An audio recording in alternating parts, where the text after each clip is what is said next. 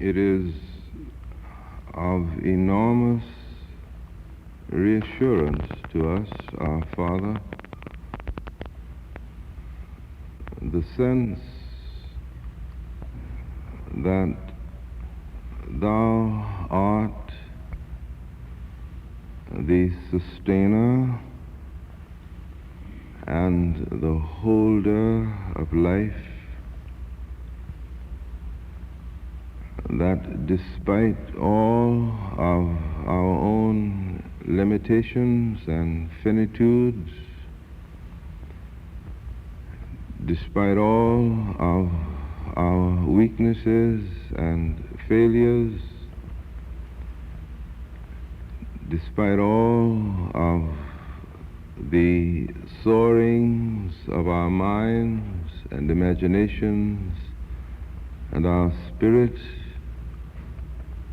that always we come back to the deeply lying assurance that Thou art the sustainer of life, the holder of all of creation, and the guarantor of all our values. And this is of such overwhelming reassurance to us that we celebrate in simple words of praise this almighty grace. We offer on our part not merely the good deeds of which we are aware at times, not merely the concerns for our fellows which sometimes lead us to simple deeds or glorious acts of heroic self-sacrifice, but we offer to Thee the things that we might become, all of the possibilities of our lives, the potentials not yet realized. We offer to Thee our failures also, those times when something breaks down and we do not know what, or when something breaks down and we do know what. All that we might have been at a particular time and were not. All of the sense of conscience that disturbs and whips and tortures because we have not been in quality and in kind what we knew at the time we could have been in quality and kind. And beyond all of these expressions of ourselves, our Father, we offer to Thee ourselves. This is what we want to do, and sometimes we are able to do it, just to say to Thee, Father, here am I. My life as it is, at its depth, I give it to thee, and I want thee to hold it, so that it is no longer my life to do with it in accordance with my whims, my impulses, my desires, or even my needs, but to take my life and to hold it until it takes on thy character, thy mind, thy purposes.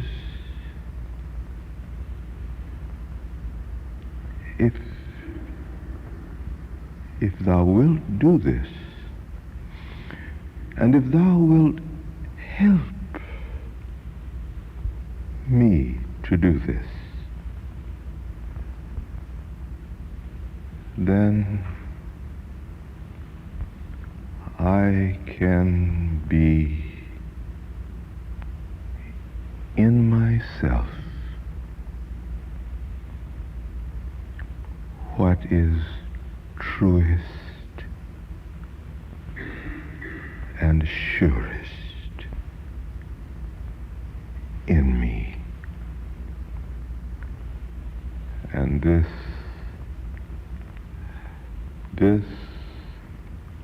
oh God, is all.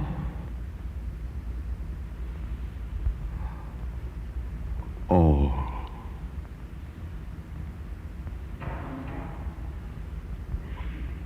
All.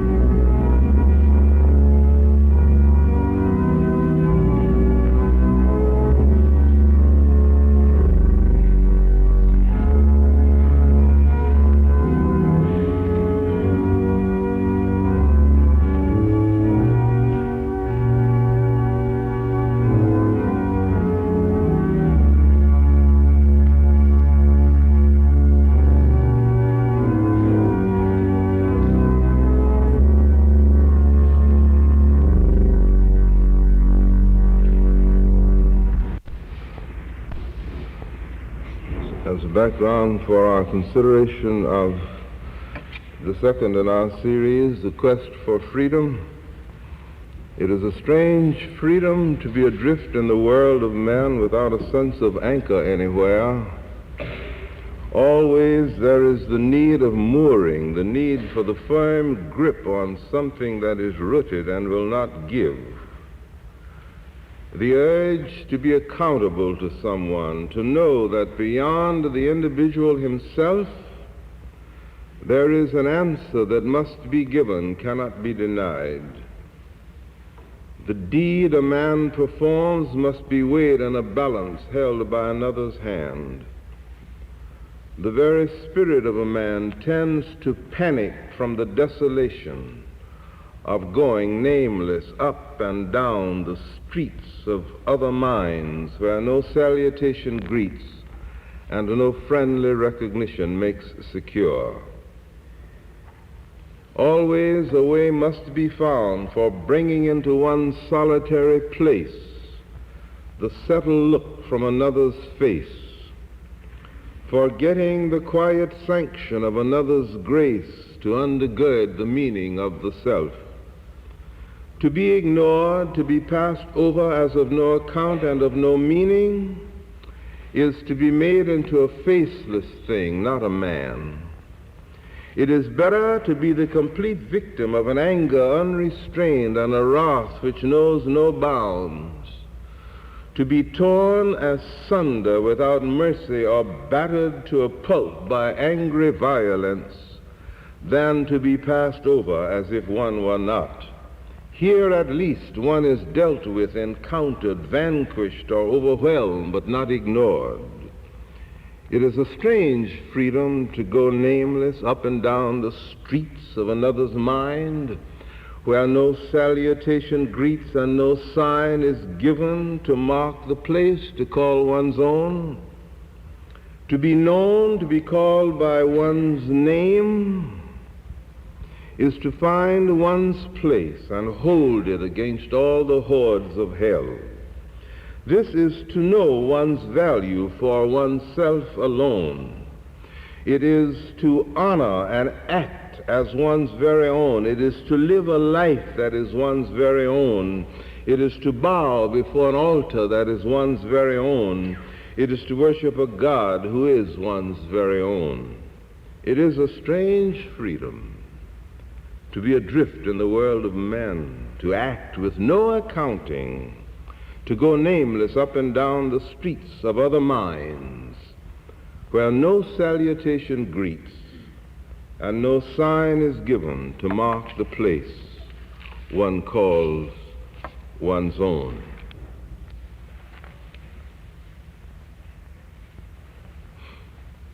The quest for freedom is fundamental to the human enterprise.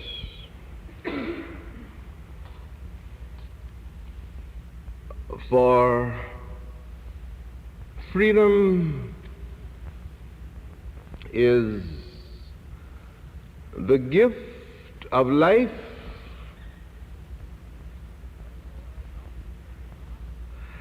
and yet, paradoxically enough, freedom must always be realized, achieved. It is given, and yet it must always be actualized. Freedom, then, is the capacity that is inherent in personality to determine the future by action. Let us weigh this. It is the capacity to determine the future by action. It operates at the simplest and most elemental and elementary level of life, where the organism may accept or reject substances which it can and may use to guarantee its own physical existence. It may be the movement of the organism or the staying put of the organism. It may be the exercise of choice to do or not to do. It is to interpret the act available to the individual in terms of the meaning of the act and its bearing upon the future of the life. Therefore, riding at the very center, or at least on the crest of all activity which may be defined as activity of freedom, is the possibility of failure. For if the individual could not fail in his act, then freedom of the act has no meaning. So that always in the background of whatever man means by freedom is the threat, yes, the threat of absolute failure as far as his life is concerned. In other words, the fact of death, which represents absolute failure for the organism. The fact of death, then, is the guarantor of the experience of freedom. Suppose you couldn't die.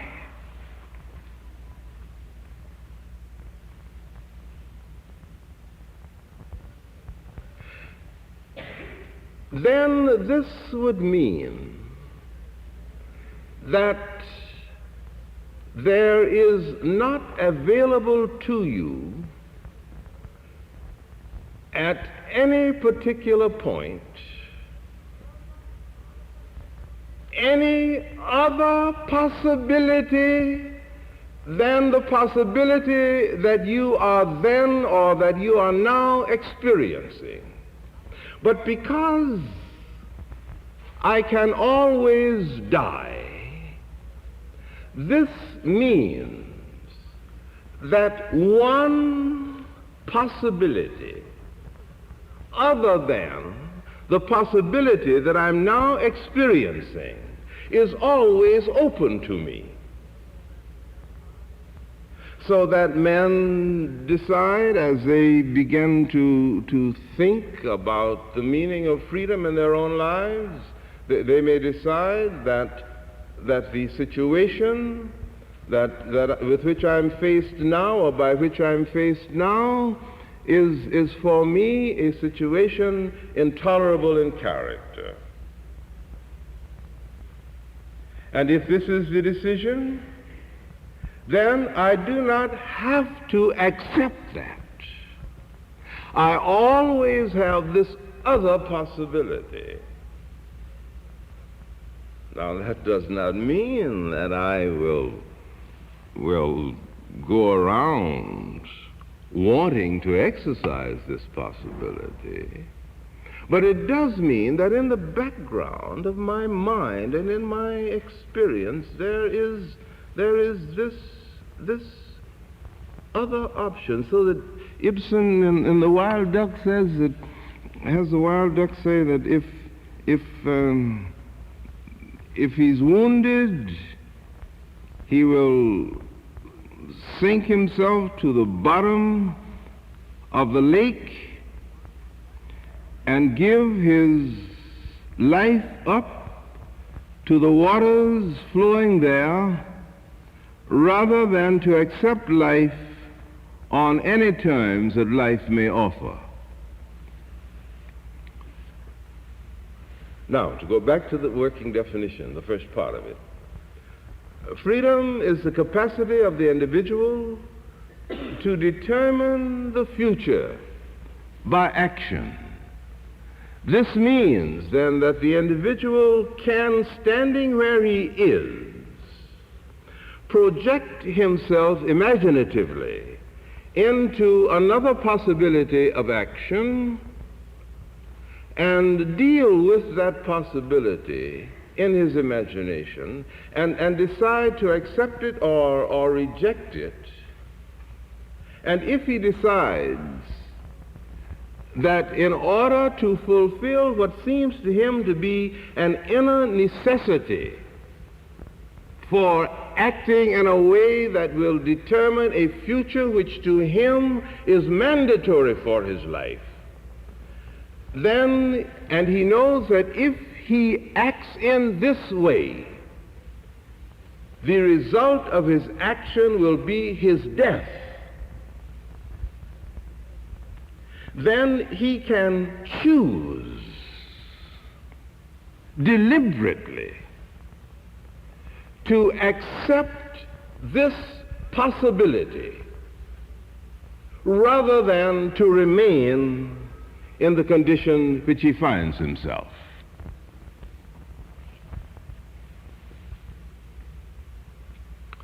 So the slave said that he would, that before he would be a slave, he'd be buried in his grave and go home to his Lord and be free.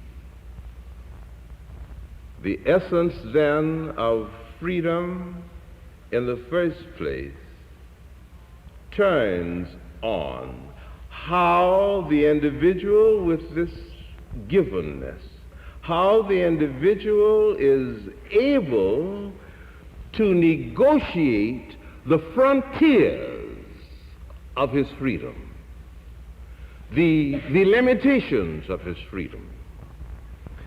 Now, we are always working on the frontiers of our freedom. Next Wednesday morning or afternoon or Thursday, we will be trying to negotiate a frontier of our freedom of movement in space.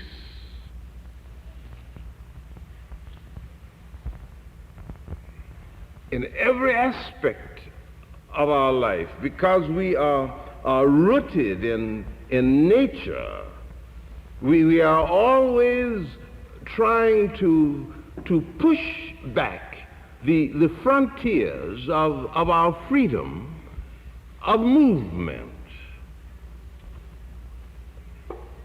And we may fail again and again and again. But if the sense of my own possibility to determine or influence the future by my action remains active, I will try again and again and again. And I will not accept the frontier as being final.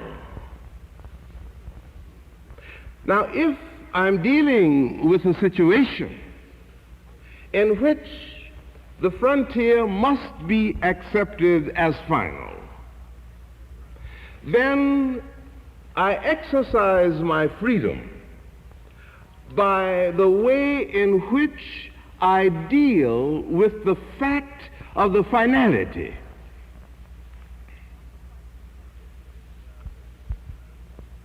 Now, this is comparatively simple when it comes to the frontiers that are established by nature. But there are other frontiers that are established by the conventions of society. There are frontiers that are set up by which individuals are surrounded, and when they meet these frontiers of their freedom, they may acquiesce,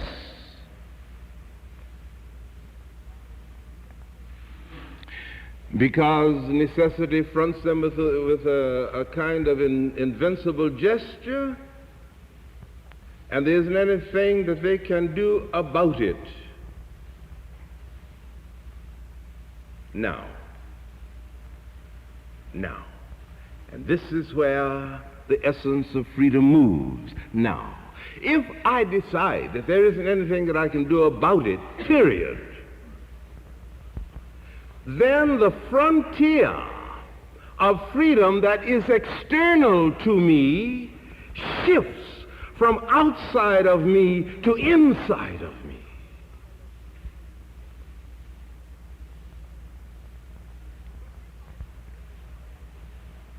But if I decide that there is something that can be done about the frontier, so as to make it more possible for me to actualize the potential which is a part of the gift of life, the potential of freedom, then I keep working at the frontier, working at myself.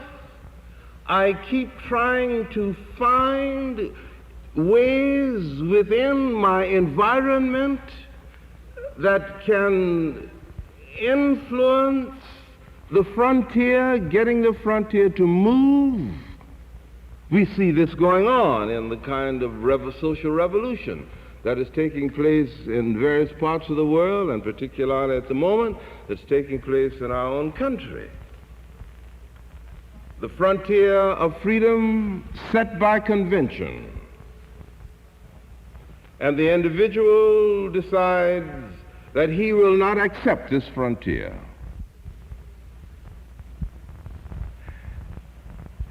And if he decides that he will not accept the frontier, then he brings to bear upon the movement, or the possibility of the movement of the frontier,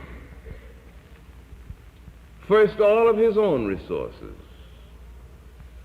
and then all of the resources that are within the convention that establishes the frontier, until at last the frontier begins to move.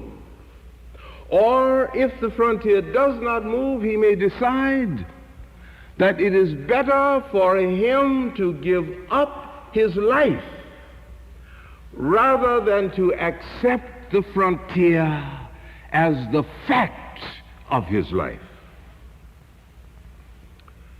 Now, freedom then means, first, the capacity of the individual to determine the future by action.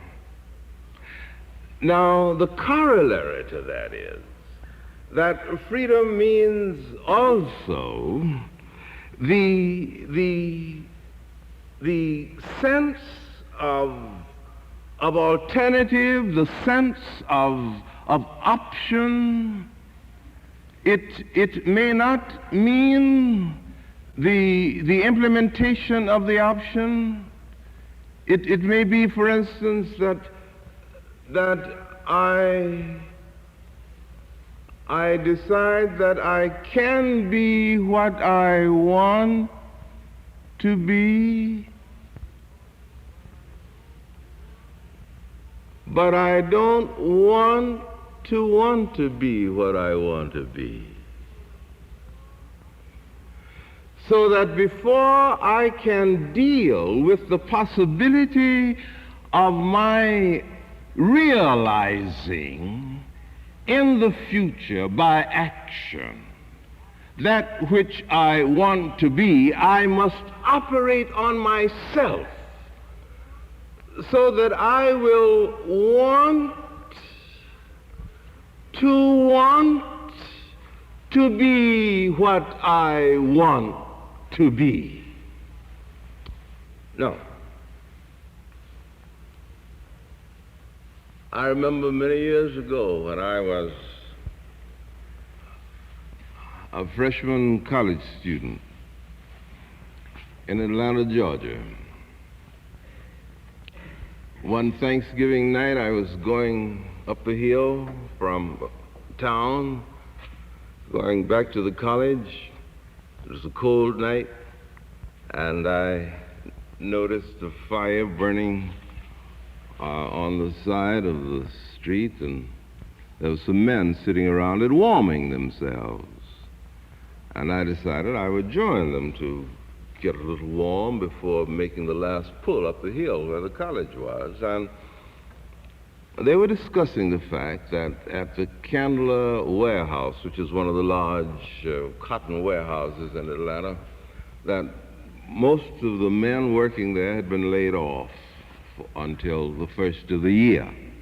And they were discussing all that this involved, not only in terms of Thanksgiving celebrations and so forth, but no toys for their children at Christmas time, and you know what men under such circumstances would be saying. And then presently a man began strumming a guitar and humming first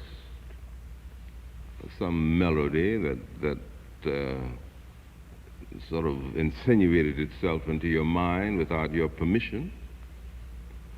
And then he began putting words to it, and these are the words. He said, "I've been down so long. Down, don't worry me."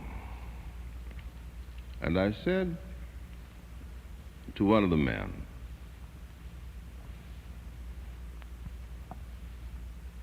"This means that for this man, all of the possibilities of his life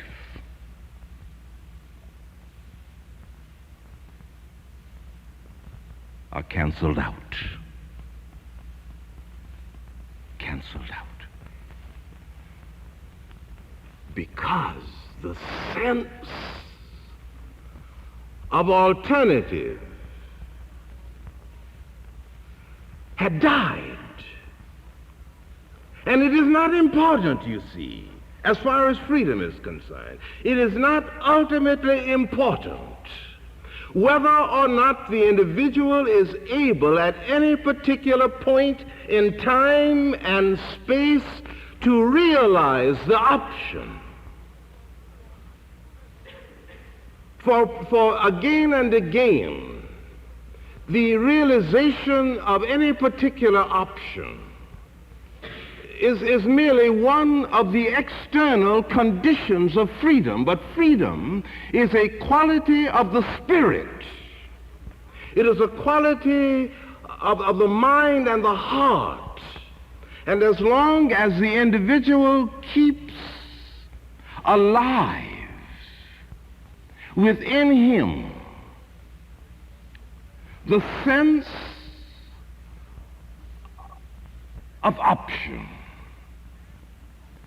then whatever he may be doing at any particular time, there is inherent in that act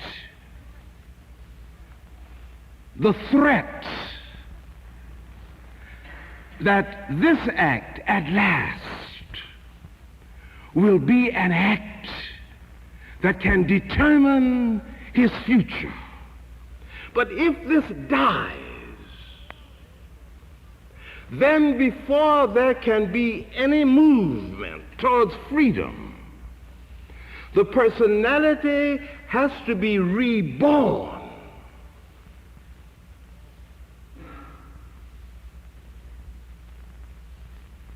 And then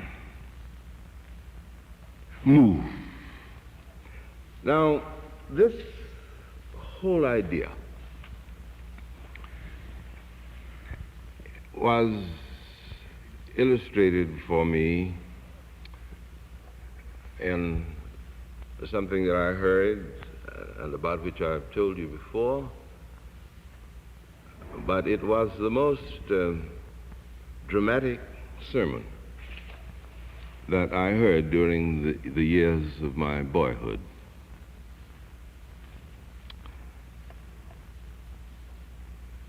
It was a traveling minister who preached a sermon about hell and his experience as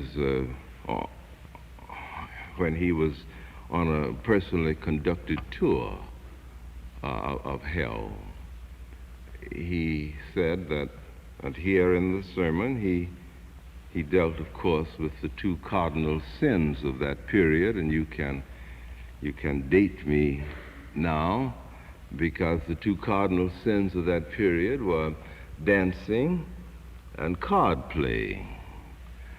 And so the first place to which he went in hell was a huge dance hall, and there were millions of people dancing, and they had to dance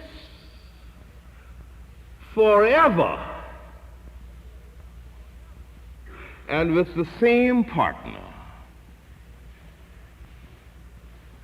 He took them next to a place where they were all playing cards, and the game that they played at that time was a card game called 5 Up. And they were playing 5 Up, 4 people at a table, and here they had to sit throughout eternity playing 5 Up. Now, the thing that made the situation hell was not any of the things that we think of ordinarily due to certain imagery that has come down to us, burning lake, certain kinds of devil with a pitchfork, none of this. But the thing that made it hell was the fact that they had left to themselves no option. They had no freedom. And freedom is the gift of life. And where there is no freedom,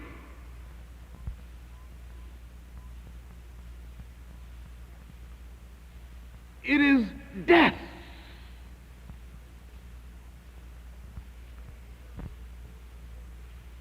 Freedom, then, is the capacity of the individual to determine the future by his action. It means, therefore, that in its essence, it is a quality of the spirit. For if a man's sense of option with reference to his ability to influence the future by his action is lost, then freedom perishes. And there is no external force or power that can destroy freedom in this dimension.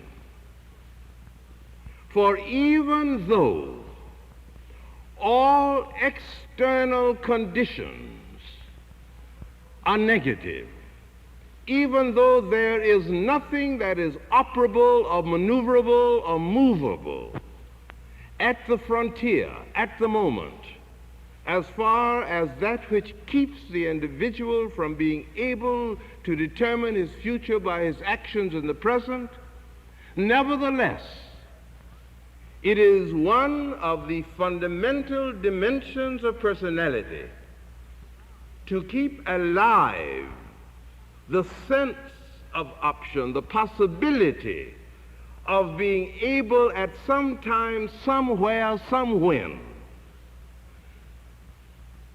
to determine the future by action in the now. And if this is true, then it means that freedom is essential to what a man means when he says that he is a man. A man. It is rooted then in a sense of essential human dignity and human worth. And he puts this positive, creative quality of the self as a relentless, binding pressure against everything within him and without him that would establish, without his assent, the boundaries, the frontiers of his freedom. And therefore, the quest for human freedom is as old as is the existence of personality. And perhaps this is what it means to be a child of God and not a carrot or a turnip or a tomato, but a man, a man, a man, a man.